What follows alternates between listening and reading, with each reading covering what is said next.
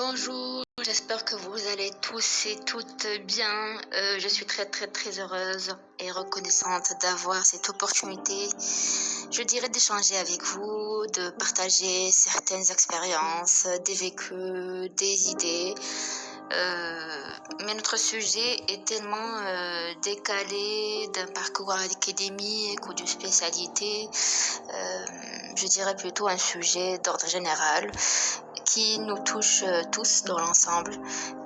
J'aimerais bien mener avec vous une petite discussion chaleureuse, un échange amical via vos commentaires, vos retours. Un échange chaleureux sur la vie, sur le bonheur, la défaite, l'ambition, les imperfections de la société de nos jours, et j'en passe. Et j'aimerais bien aussi sortir de ce cadre très académique, style question-réponse, script dicté, j'en passe. Mais je veux plutôt être dans cette dynamique d'interaction vive, dans l'échange, dans le partage de connaissances, d'expériences, qui font bien aussi de notre vécu une école, une référence. En dépit de la différence, plutôt de la diversité des cultures, des backgrounds, des schémas, etc.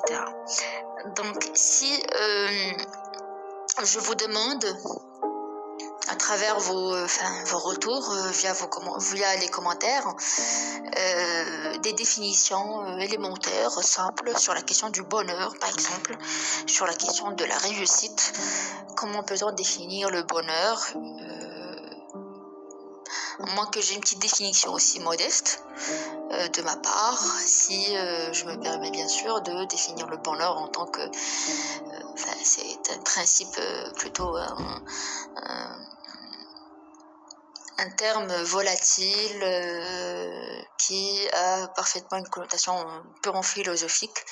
Le bonheur, c'est quoi le bonheur? Comment peut-on être heureux? Est-ce que les personnes qui ont une croyance sont plus heureux que d'autres, qui manquent de croyance? C'est un peu péjoratif de dire ça, mais quand je parle de la croyance, je désigne automatiquement croire au divin, parce qu'on peut croire à beaucoup de choses, bien sûr, mais dans ce cadre-là, dans ce contexte-là, je parle de la croyance au divin, au Seigneur, au Créateur. Donc, est-ce que les personnes croyantes sont plus soudées, sont plus imperméables, donc sont moins dans la souffrance et donc plus dans la joie, dans le bonheur? Est-ce que les personnes qui sont un peu, je dirais, moins croyantes ou pas du tout croyantes sont moins heureuses? Je dirais plutôt, quand je parle de la croyance déjà, pour les personnes qui sont croyantes, c'est-à-dire qui croient au divin, c'est des personnes déjà qui vivent qualité, c'est-à-dire, je parle du vrai croyant. Le vrai croyant, c'est quelqu'un qui vit en parfaite harmonie déjà, en parfaite harmonie, qui vit en paix, en cohérence avec ses principes. C'est plus les idées et les principes sont alignés à notre quotidien, à notre mode de vie, plus on est heureux. Déjà, c'est une règle générale. Donc, une personne croyante, pratiquante, dans l'harmonie, dans la cohérence, c'est une personne qui est harmonieuse, qui est loin du paradoxe, donc qui est dans la joie. Vu que généralement défini où on juge que les personnes qui ont la croyance forte, c'est que c'est des personnes qui ont ce principe de refuge quand tout va mal, ou tout va bien d'ailleurs. Les personnes non croyantes, par contre, si on me donne le choix de juger qui est plus heureux entre un croyant non pratiquant, ou plutôt un croyant qui est dans le paradoxe, et un non-croyant, je vais plutôt dire que le non-croyant est plus heureux qu'un croyant qui noie dans le paradoxe. Parce qu'un croyant qui croit à telle et telle idéologie ou religion, sans entrer beaucoup dans les appellations, mais que quand on creuse dans son mode de vie, on voit qu'il y a beaucoup d'imperfections, beaucoup d'incohérences, que les idées sont tellement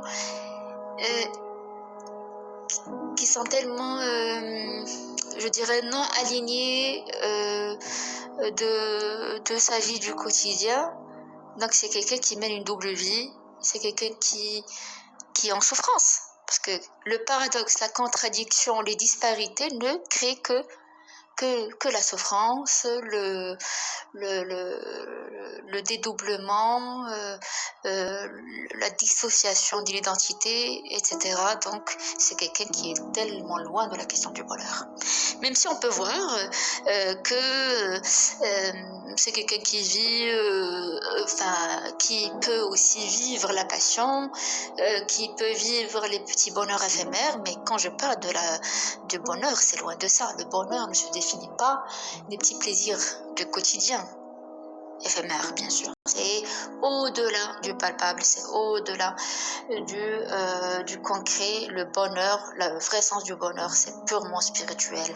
C'est au-delà, c'est sortir de ce cadre très concret, très capitaliste, mais vivre un état d'esprit en paix, en harmonie. C'est ça le bonheur, enfin, selon mon propre jugement.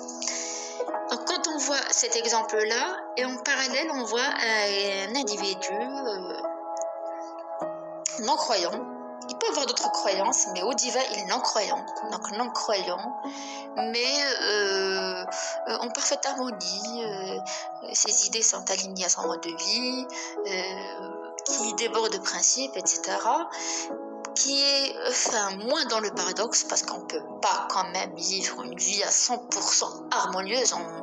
Le paradoxe, ou plutôt la contradiction, fait partie aussi de notre identité, mais quand il y a un excès de paradoxe, quand c'est tellement dissociatif, là quand même je peux juger que c'est problématique. Donc quand je vois deux modèles devant moi, un croyant perturbé, perdu, qui perd ses repères, et un non-croyant mais qui vit une vie parfaitement, je dirais, qualité, puisque la notion des contradictions est moins pesante. Donc je dirais plutôt que le deuxième modèle est plus harmonieux et plus joyeux. Il y a aussi des personnes qui jugent, ou plutôt qui juxtaposent la notion du bonheur à côté de nombre de vécus, des vécus, des expériences, des voyages.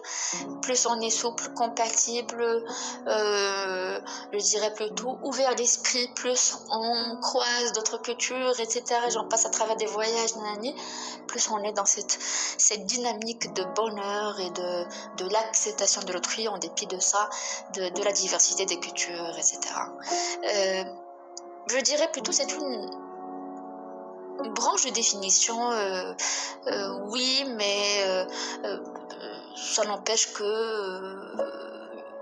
j'ai dû croiser aussi des personnes qui n'ont fait aucun voyage, qui n'ont pas eu un actif d'expérience, c'est-à-dire connaître l'autrui, croiser d'autres cultures, très très important, mais pourtant ils sont très flexibles et qui sont en parfaite, qui jouissent d'un bonheur, mais il y a aussi d'autres personnes qui lient le bonheur avec le niveau intellectuel, ce qui nous mène aussi à la notion des imperfections sociales et de l'accaparation de la notion du statut dans nos sociétés de consommation, dans nos sociétés, ou plutôt dans nos systèmes capitalistes de nos jours, qui dit niveau intellectuel, je dirais un peu restreint, qui fait que on est plus dans cette notion d'accomplissement de soi, de réalisation de soi, donc on est plus heureux. Ça aussi, pour être franche, ne me séduit pas beaucoup comme définition, parce que j'ai aussi, je peux aussi témoigner qu'il existe bel et bien des personnes qui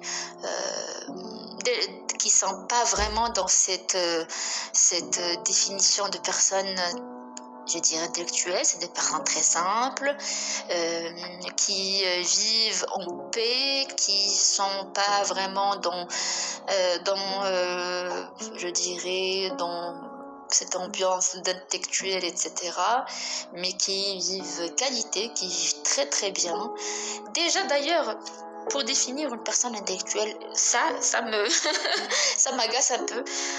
Comment définir une personne intellectuelle? Est-ce que la personne intellectuelle, c'est la personne qui détient le maximum d'informations et qui recrache ces informations durant un échange, par exemple, ou durant sa pratique sur le terrain, dans son travail? Est-ce que la personne intellectuelle est une personne qui forcément détient un statut social particulier? Pour moi, à mes yeux, une personne intellectuelle dérivée d'une personne intelligente, c'est une personne qui fait de son intelligence un moyen de survie, d'accomplissement de soi. C'est quelqu'un qui sait faire travailler son cerveau tout court. Une personne intellectuelle ne se mesure pas par combien d'informations. Je parle en matière, c'est-à-dire selon l'approche quantitative. Combien d'informations vous avez, combien d'expériences vous avez. Donc, dans ce cas-là, vous êtes intellectuel. C'est loin de ça. L'intellectuel, c'est quelqu'un qui sait mener une conversation, une discussion. C'est quelqu'un qui sait employer ses capacités, je dirais rationnelles, ses capacités cognitives de façon judicieuse. Tout simplement. Et c'est une définition volatile, générale, qui peut être interprétée à selon plusieurs formes, mais dans l'ensemble, pour moi, mes yeux, l'intellectuel, c'est une personne qui sait mener une conversation, qui détient une forme d'intelligence particulière. Les intelligences sont très différentes. Les formes d'intelligence, on peut avoir une intelligence sociale, on peut avoir une intelligence cognitive, on peut avoir une intelligence expérimentale. Et tout ça entre dans la définition vague et volatile de la notion de l'intellectuel. Donc une personne intellectuelle n'est pas forcément une personne heureuse. Mais sa négation n'est pas fausse non plus.